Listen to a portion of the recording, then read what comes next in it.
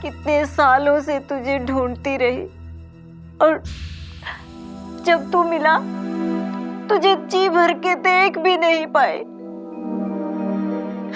तुझे खो रही हूँ। ये न्याय नहीं हुआ। ये न्याय नहीं हुआ एक माँ के साथ। हाँ? मेरे साथ ये घोर अन्याय करने वाले को बहुत कड़ी से कड़ी सजा दूंगा मैं। मैं जा रही हूँ बेटा।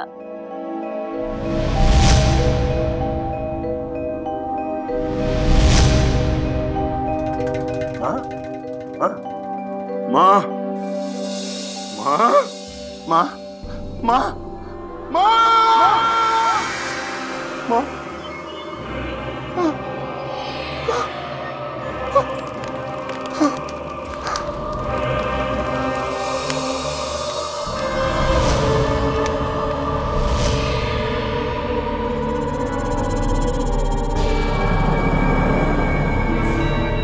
आँख को मिट्टी में मिलाने वाले तुझे तो मिट्टी भी नसीब नहीं होगी और तेरा भगवान तुझे कोई मदद नहीं पहुंचा सकेगा।